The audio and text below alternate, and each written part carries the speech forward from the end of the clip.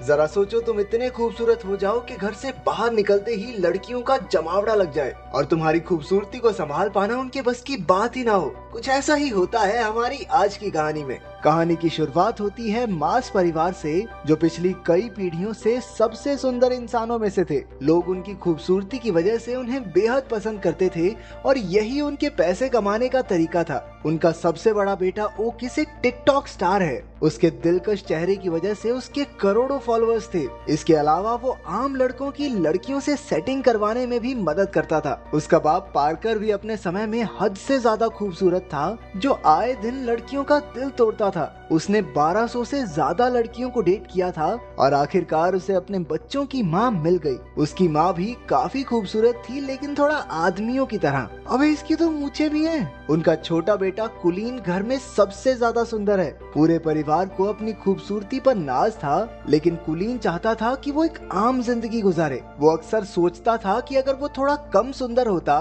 तो हर बार बाहर निकलने पर उसके पीछे लड़कियों की भीड़ ना पड़ती। उसके सुंदर चेहरे की एक झलक देखते ही लड़कियां पागल सी हो जाती। किसी की नाक से खून बहता तो कोई अपने बाल नोचकर इधर उधर कूदने लग जाती। नतीजा ये हुआ कि कुलीन की आज तक किसी लड़की से बात तक नहीं हो पाई थी। वो ज्यादा बाहर नहीं जाता था और अब तक घर से ही पढ़ रहा था। कुलीन के पास अपनी मछली के अलावा बात करने के लिए कोई भी नहीं था। वो अकेला ही पत्ते खेलते हुए मछली से बातें करता रहता। उसके इस बर्ताव से उसके परिवार को काफी चिंता हो रही थी। ओकिस कई बार उसे सुंदर लड़कियों की तस्वीरें दिखाकर पंप देता कि जा भाई, दुनिया में लड़की लड़की पटा, क्या कर रहा है तू। लेकिन कुलीन कहने लगा कि उसे एक ऐसी लड़की चाहिए जिसे उसकी सुंदरता से फर्क ही न पड़ता हो। वो चाहता था कि लड़कियां उसके दिल के लिए उसे पसंद करें। जब कोई तरकीब काम नहीं आई तो परिवार वालों ने एक नया तरीका सोचा। उन्होंने गरीब होने का नाटक करने का प्लान बनाया ताकि वो कुलीन को स्कूल जाने पर मजबूर कर सकें। एक रात जब कुलीन पानी पीने उठा तो उसने अपने माँ बाप को बात करते सुना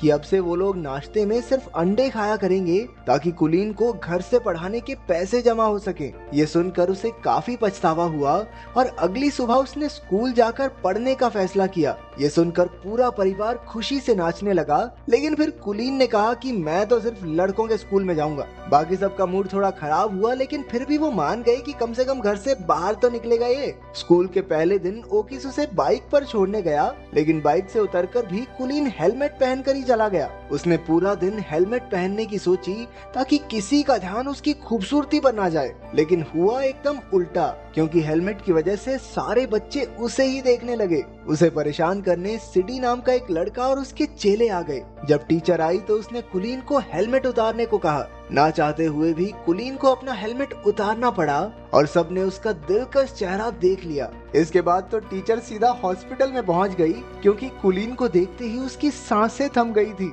कुलीन सीधा घर की ओर भागा, लेकिन बदमाश लड़कों ने उसे रास्ते में ही पकड़ लिया। उसे स्टोर रूम में लाकर वो लोग सुपर हीरोज की तरह अपनी पहचान बताने लगे। ये तीनों पिछले 3 साल से स्कूल में पढ़े थे, क्योंकि सिटी को बस बीबीएम स्कूल की सबसे सुंदर लड़की अमेंडा के साथ ही पार्टी में जाना है। अमेंडा सिर्फ सुंदर लड़कों की बात ही सुनती है, इसलिए उन्होंने कुलीन को अपना डाकिया बनाने की सोची। फिर उन्होंने कीबो नाम के एक शरीफ लड़के को धमका कर उसका साथी बना दिया। कुछ देर बाद कुलीन प्रिंसिपल के पास इन बदमाश लड़कों की शिकायत करने पहुंचा। प्रिंसिपल बेचारा खुद ही अपने बेटे की वजह से परेशान था। वो उल्टा कुलीन से ही कहने लगा कि लड़की पटवा दे भाई इस बावड़ी बूथ से, ताकि जल्दी से जल्दी स्कूल को छोड़ के जाए। उस रात कीबो और कुलीन ने अगले दिन ये काम करने का फैसला किया। कीबो के रूप में एक अच्छा दोस्त पाकर कुलीन को काफी खुशी हुई। अगली सुबह वो दोनों बीबीएम स्कूल पहुंचे, जहां उन्हें देखते ही लड़कियां चिल्लाने लगी, ये हेलमेट वाले लड़के को बाहर निकालो, पता नहीं कितना बुरा दिखता होगा। सभी लड़कियों ने मिलकर कुलीन को हेलमेट उतारने पर मजबूर कर दिया। जैसे ही उसने हेलमेट उतारा, पूरे स्कूल में तहलका मच गया। कुछ घंटों बाद तो टीवी पर खबर आ रही थी कि कुलीन की वजह से लड़कियां पागल हो रही हैं। किसी की नाक से खून बह रहा था तो कोई इधर उधर उल्टी फुल्टी हो रही थी। स्कूल की सबसे खूबसूरत लड़की अमेंडा को भी उसे न्यूज पर देखते ही उससे प्यार हो गया। उसने ठान लिया कि कुलीन को अपना बनाकर ही रहेगी। जब खबर चारों ओर फैल गई तो हजारों की तादाद में लड़कियां कुलीन के घर के बाहर इकट्ठा होने लगी। उसके परिवार वालों ने घर में एंट्री के लिए टिकट बेचकर पैसा कमाना शुरू कर दिया। जब कुलीन ने छिपकर ये सब देखा तो उसे समझ आया कि उसके परिवार ने ही उसका इस्तेमाल किया है। जब उन्होंने उसे कॉल करके घर पर वापस बुलाया तो कुलीन ने लौटने से साफ इनकार कर दिया। और तो और इतनी सारी लड़कियों की वजह से अपनी मछली की बुरी हालत देखकर उसका दिल और टूट गया। अब वो एक बिल्डिंग की छत पर उसे ढूंढ रही लड़कियों से छुपता फिर रहा था। अचानक एक लड़की ने पीछे से आकर कहा, छलांग वलांग मारने का तो प्लान नहीं है ना तुम्हारा?